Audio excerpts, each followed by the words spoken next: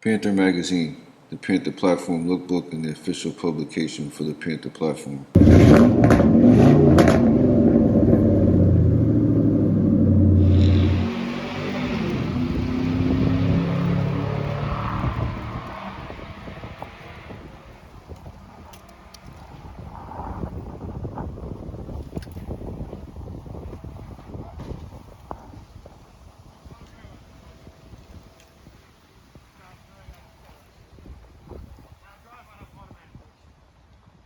What's up, guys? It's Derek from Panther Magazine. I'm here with Eric. You want to give us a year, make, and model of your car? All right, so this is a 1977 Lincoln Continental Mark V. This thing has the 460 2-valve V8 in it. It's an absolute monster. They don't make them like this anymore. This thing's 20 feet long, giant boat, and that guy still going. That's the motor that's in it. I've had this for about a year now, and I don't regret it at all. So what's the story? Like, how'd you find it exactly? So it was actually one in the mix of one of my dream cars. Jesus Christ. One of my dream cars. It was either this or an El Camino. It was either a red one or a black one with white interior. I was just on Facebook Marketplace one day. I had it for sale, and I jumped right on it.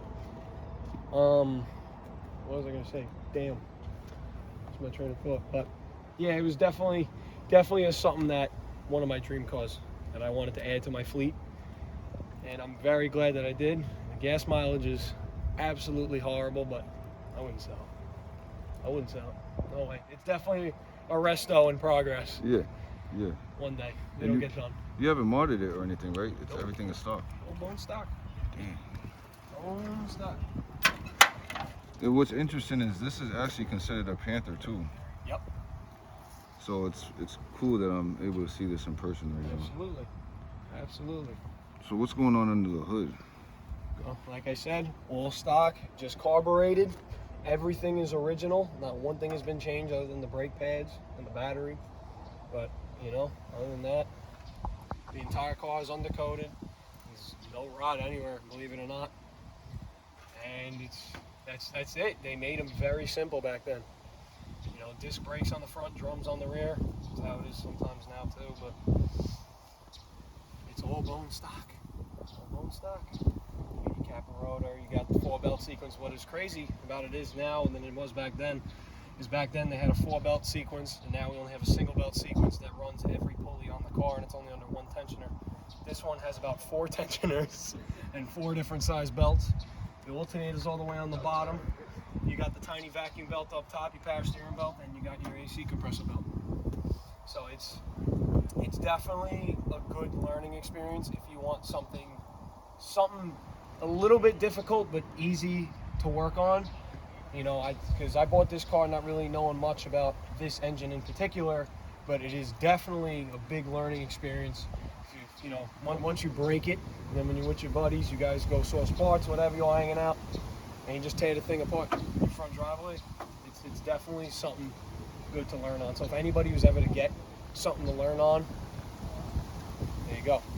What I always really like about this car too is that majority of the Continentals are actually 2-doors. They're very hard to find 4-doors nowadays, and especially in this decent condition. Yeah, I know the paint's bad, and the sunroof's got a couple of problems, but everything works.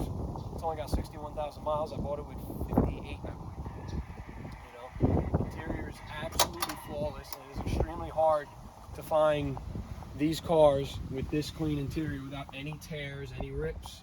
The wood grain dash, and especially with everything working as well.